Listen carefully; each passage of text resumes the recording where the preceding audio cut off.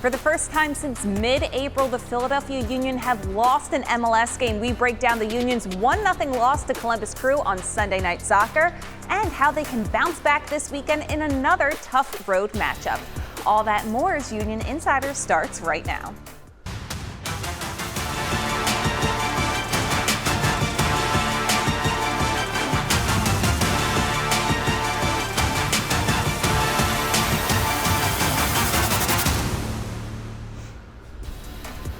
Hey everyone, welcome back to another episode of Union Insider presented by Independence Blue Cross. I'm your host, Marisa Pilla, and I'm here with the one and only Sebastian Latou. How are you, Seb? I'm great. How are you? Wonderful. Glad that we're back here talking about the Union because, well, their unbeaten record, which was a club record, has been halted at 11. Despite a valiant effort from a very heavily rotated lineup, the Union fell to Columbus Crew 1-0 at Lower.com Field on Sunday night. After the game, Union head coach Bradley Cardell spoke to the media about what he saw from the team despite their loss, their first since April 12th at NYCFC. Here's what Cardell had to say. Really, listen, it's a top game against two teams, really top teams. There was a battle that we lost in the first half, and I feel we won a battle in that second half. And credit to the boys for digging deep. Obviously Wilfred's teams find ways to manipulate space and catch you in certain moments, and I thought we mitigated very much of that for the day. I thought the back line did an excellent, admirable job. We didn't give too much away, and then we start in the second half with a different, renewed energy, a different bit of belief, and this is a never easy place to play at. I think they've dominated here for many, many years, and I was proud of that second half performance, and then proud of the game overall. So, and then on top of that, we show our academy is thriving. With David Vasquez coming in the game, Salalives coming in the game last week, Eddie Davis with his debut. So, and then still to create the chances, even from the set piece at the end there, and even through the run of play with Cavan had a few moments. So really proud of those youngsters coming into the game in tough environments. All right, that was Bradley Cardell talking about the Union's loss this past weekend over Columbus Crew. What did you make of his statements after the match? I mean, he's right. We saw two faces of this team. Where in the first half, where Columbus got most of the ball, we didn't create anything. We are playing more low block and not, creating any chances. And then in the second half, maybe with the weather delay, who I think maybe have helped the team to come back with a different type of tactic from the team, playing a little bit higher line to press the back line of Columbus, who always start, to play short from the back. And we're able, to win the ball into the midfield to then, project ourselves offensively. Still, maybe the last pass was missing. We are dangerous a lot into set pieces with Kai Wagner, which we know that we can really use this weapon every time. We are close to get the tie game at the last minute of the game, but, we always say the streak always, had a hand, and he was against Columbus. But yes, like you say, I think you can be proud of the Union, how they react in the second half, playing a lot of young guys, like you say, coming in for the first time for the team. And Columbus is, one of the best teams for me, especially when they play in their stadium at home. So I don't think we were ridiculous, but you can see that we were a little bit tired. We needed some fresh leg, and with all the game, happening, and it was the second, game on the road trip, we were not able, to maybe get a point. We could have, but, we were just, maybe falling a little bit too short on this game. Not only was it another game in quick succession, but it was a heavily rotated squad as well. What did you make of the lineup in this one? I mean, it was a little bit surprising to see, I will say first, Lukic, as a center back who never played this year because Glesnes was suspended through, all the yellow card he received the prior games. Then you have Bedoya playing again as a right back, and you can see maybe a little bit tired as well, playing his second game at this position and playing 90 minutes. But I think the defense did very well. I'm very impressed, with Macania, especially in the second half, winning every duel. I don't think Andre did much into the second half. We, were really on top of Columbus Crew defensively. But then, when you try to bring, all those young guys in the second half, I think it was a great gamble from the coaching staff to see, hey, maybe we can surprise this Columbus team. Maybe we can use this kind of youth energy to maybe get a goal and come back in this game. And we were close. But you can see that those guys, and it's good that they're starting to have their first, play for the first team, and hopefully we can maybe see them more when we are going to need it, during the season, because it's going to be a moment where we might find the Union in the same way, missing some guy due injury and missing, as well through yellow card accumulation or red card. So that we have some youngster, in the Union 2, playing a lot of game, being involved in a lot of success. But now can they step into the first team and do the same? Yeah, and Seba, well, we're going to dig into that first half a little bit because there was only one total goal in this match,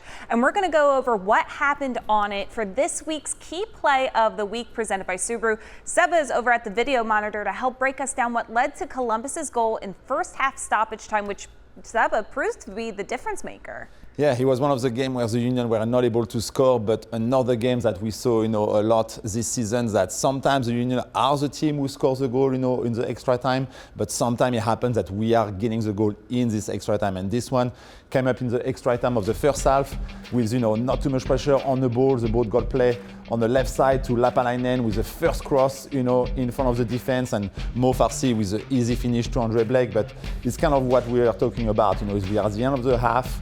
And if we, froze on at the beginning of the play right here, you can see there's not much pressure, from Damiani. The ball got play, to Lapalainen with, surprising the defense who has to, sprint back. And at the end, it's a beautiful cross, from Lapalainen. We're going to give him credit with this beautiful cross to Mo Farsi using the field, skipping in front of the defense. But you can see the, let's say, change in the second half from Cardell, who asked, the forward to play maybe 15 yards a little bit higher to press, this Columbus crew, where we are not able to find now those passes behind the defense. But, tough to have a goal, right before halftime. But at the end, it was a good reaction from the team in the second half, but we are not able to come back. But it was a good, team goal from Columbus to get the lead 1-0 and the final score. Thanks for that, Seba. We've got more Union Insider for you in a bit, but first, here's your Union Trivia question presented by United Concordia. Which Union player scored the first ever goal at Nashville SC's Geodis Park on May 1st, 2022? Find out the answer later in the show. Welcome back to Union Insider presented by Independence Blue Cross. I'm your host, Marisa Pilla, and there's been a bunch of players in and out of the lineup recently, but one player has made his mark this season from Game 1. RSH Hurley sat down with defender Owetu Makanya recently to discuss his journey from Union 2 to being a regular in the lineup this season. Take a listen. For you, on the field, 2025 has been a really, really big year. You made your first start and your debut in that first game of the season. What has this year been like for you so far? I mean, obviously, a lot of positive things have been happening. I've been, growing, on the field and as a person. So I would say so far it's been a really positive year. And it all started at that game in Orlando. Yeah, of course. I remember, even in the week building up to it, before we even got on the road, it was match day -2, and you already had a smile across your face. Yeah. I know you're really excited to get going and finally get the opportunity to play at that first team level. What was that week leading up to that first game like for you? I mean, like during preseason, I feel like I had a really good, preseason. So, I was excited for the season to start because, like, I could tell from, like, the friendly games that, I could, like, have, like, an opportunity to start. So I was just, like, excited throughout the whole week. And, like, on match day minus 2, when, like, the coaches showed the lineup and I saw my name, up on the screen, I was so excited. And then I remember match day minus 1, I had Andrew Rick in the same room with me. I was just so excited. Like, I even gave him my phone and I told him, like, to take me a video. And I was just hyping myself up and, like, yeah, debut tomorrow and all those things. So I was really excited. So you really don't know until, like, that lineup goes up on that TV screen? Nobody's giving you kind of a heads up heading into it? Nah, you don't know until, like, match day minus 2, because, like, the first 11 is going to be together and play the other guys. So that's when you actually know, yeah. So you had been here for more than a year at this point, and you had been grinding at the second team level. And Philadelphia Union development is a really big word here, and you were in that process, and the club was getting you ready to take that step. Yeah. What did it take to feel ready to get to that first team level, and then see your name finally in the starting 11 and say, "I earned this"? I mean, I think the big thing I would say is patience. You had to take, like, a lot of patience and understand, the path that the team was trying to take me in, and understand that I had to, like, kind of prove myself in the second team before I can, play in the first team. So a lot of patience and just hard work and just, waiting for the opportunity. Is there anything you did on that Orlando game day in the morning to kind of center yourself and get you ready? Honestly, I called my mom. I had to call my mom, tell, just the whole family to, just pray for me, since I'll be, making my debut and everyone is excited. But, like, unfortunately, they couldn't watch the game because of, like, the time zone and all that, yeah. What is it like for them to watch clips of you do this at this level, even though they're so far away? I mean, it's a really big thing, for my family, because they know, like, since I was young, I've always wanted to do this, so, every time, like, they get to watch a game or clips, they always, like, call me and, try to hype me and, just tell me to keep going. We've talked a few times on this show about the development of WSFS Bank Sportsplex, but what exactly is WSFS Bank Sportsplex? I'm so glad you asked. With it nearing completion, we took a look inside the construction with our team president, Tim McDermott. Let's take a look. It is really just transformative in terms of what's happened here. We did this for Chester, we did it for the Delaware County community, we did it for the region. It's really the first of its kind. What's up, Union fans? I'm Sage Hurley here in the WSFS Bank Sportsplex with Philadelphia Union President Tim McDermott. Tim, this building is a keystone of the club's dream to be having the first team, the second team, and the academy all working in lockstep on the same campus towards a common goal. What does this mean to the club? Yeah, well, first off, it's a huge accomplishment. Super excited about what's about to transpire in the opening of the WSFS Bank Sportsplex. The backstory is I've been here now for about 10 seasons, and when I got here, I was quickly asked, when are we going to build, when are we going to do more around the stadium? And so in 2019, we did a master plan with the city of Chester, the county, Delaware County, and many other constituents, and put together a master plan for what would it look like to help expand the area around the stadium. We really felt strongly that something like a sportsplex would draw so many people to the area. Moms and dads with their kids coming to play youth sports it's just so powerful. And we thought that's a great way to get so many more people down here. And it's really a first of its kind where we're going to have, as you mentioned, first team, second team, academy, all using this space. But at the same time, we're going to have the community being able to use it. We're going to offer soccer programming, lacrosse programming, field hockey, volleyball, basketball, just a series of sports, youth sports predominantly, but also adult leagues as well. So it's a really cool combination of like kind of two goals kind of wrapped up in one. And we think we'll have a massive economic impact for Chester, bring 500,000 new people to Chester every year, and hopefully is the catalyst for more expansion, more building, more development in this area. We're coming up on a break for Union Insider, but when we return, we'll discuss what the Union need to do to get back in the win column against one of the league's best teams on Saturday. We'll be right back after this. Time for this week's Union Update presented by Torque. Union 2 picked up yet another victory via shootout as they beat Orlando City SC 4-2 in penalties after a 1-1 draw in regulation. Olivier Semle made two huge saves in the shootout, helping propel Union 2 to their 6th win of the season. They currently sit in 3rd place in the Eastern Conference with a 6-1-6 record in 13 matches. Welcome back to Union Insider presented by Independence Blue Cross. I'm Marissa Pilla, and this is Sebastian Letou. And, well, the Union, they're getting ready to look back into the win column because they just had their first loss in 11 games.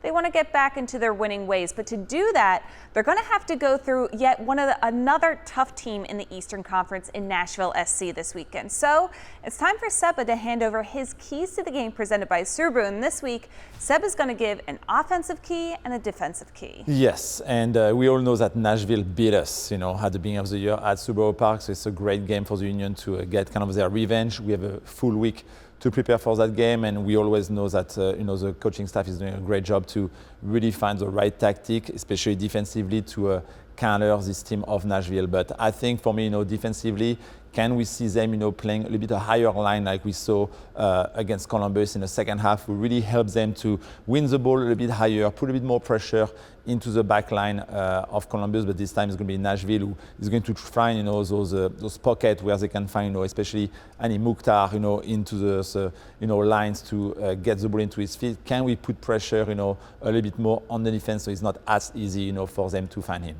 And offensively, we saw that the Union, when they win the ball, when they're able to move forward, can they be a little bit more efficient in the final third? I think sometimes we play a little bit too fast. Sometimes we decide to pass instead of shooting, but we don't really create, enough danger into the box. We are very dangerous on the set pieces, but I would love to see, maybe a forward or a midfielder, taking their responsibility and making, some shot on target to, test the goalkeeper of Nashville.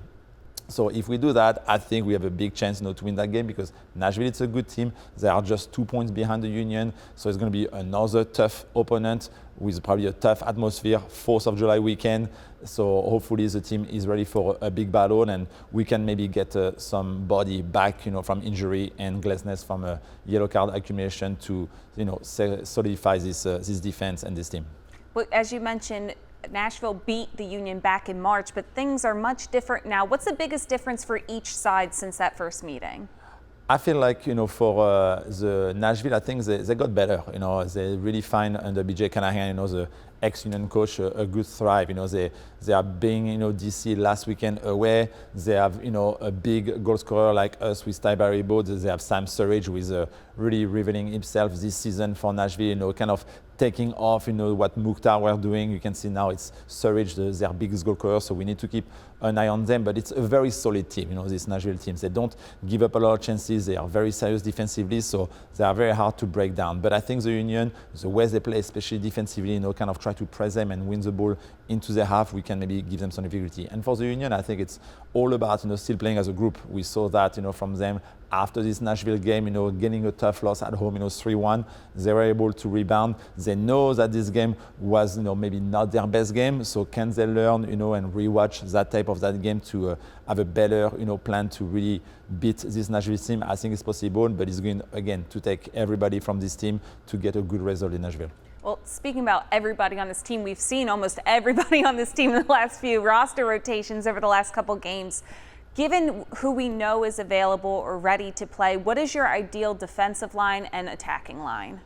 It's tough, I feel like, in a game we saw against Columbus, it's 2 different halves. So, you can see the guys maybe don't have the best first half, but then the second half sees the energy coming back. It was almost a back-to-back game, Wednesday to Sunday, so it was not fresh with a lot of travel, going to Chicago, then Columbus. Now we have a full week, to prepare. We are going to get back Glazedness, of course, center back. I think pair with Macania, who had a great job, in Columbus. Lukic will probably be back into the center midfield with Danley. It's been a long time we didn't see both of them playing. So it's going to be interesting to see what will be the choice as a right back. Is Bedoya going to stay? Are we going to get somebody back healthy to maybe play this position? And of course, Wagner left. So this will be the defense. But after offensively, it's kind of a mix a little bit. I think the coaching staff is going to go with who is the most fit, who is ready to kind of put a good shift in. And at the end, we probably will see Vasilev, I'm guessing, because he got subbed down in Columbus because I think he was tired with all the minutes he had been playing. You saw Damiani coming off as well. We probably see him as well in front, but then not sure if Baribeau now could be healthy and start. Is he going to come off the bench? It's going to be interesting to see during that week of training what happened in Philly, and kind of all about the discussion I think is going to happen between the coaching staff and all the players to see if they are ready to go and put the best starting 11, because again, Nashville, it's a very tough opponent like Columbus. They are going to play with the goal to beat the Union and pass in front of them in the standing, because a win for Nashville puts them 1 point for the Philadelphia Union. So tough game, but that's those type of game you want to play, especially on the 4th of July. And you want the fireworks to celebrate the Union win. Yeah, we want back-to-back nights of fireworks in the Union's honor for this one. The energy is going to be unmatched. So that's going to lead to our last break of the show. But when we return, we'll bring you our final thoughts as the Union prepare for yet another road match, this time in the Music City. Union Insider will wrap up after this. Here's the answer to this week's Union Trivia question presented by United Concordia. Mikel Ua scored the first ever goal in Geodis Park history when he scored in the 66th minute of the Union's 1-1 draw against Nashville SC on May 1st, 2022. It was also the first MLS goal of his career. All right, well, it's the final segment here on Union Insider presented by Independence Blue Cross, and it's time for Seba to wrap things up and share your final thoughts for this week's edition of Final Whistle presented by Allstate. Yeah, I think, it was a 3-game road trip, for the team. We went to Chicago, get a W, went to Columbus, just lost 1-0. Now we go to Nashville, another, contender for first place into the East. It's kind of like almost a playoff game for the Union, but we have a full week to prepare. So I'm very confident that we can get, a win in Nashville. It's not going to be easy. They have a big striker with Surridge, the best in the league right now. We have one as well, but not sure if he's going to play with Ty Baribo. Hopefully, maybe, like we talk about, Michael Ua being the first scorer at Geodis Park. Can he come back as well and maybe, come off the bench and help the team if he's healthy and back into the roster? It's going to be interesting to see what Union starting 11 we're going to get, but I'm feeling like we're going to get some player back to be able to get a full performance and a positive result in Nashville. Let's take care of business. That's going to do it for this one. The Union are on the road yet again, this time in the Music City as they take on Nashville SC at Geodis Park. Shannon will be alongside Dave Leno on the radio call on 97.5 The Fanatic. The game can also be seen on MLS Season Pass at 8:30 p.m. Eastern Time. For Seba, I'm Marissa, and we'll see you next week.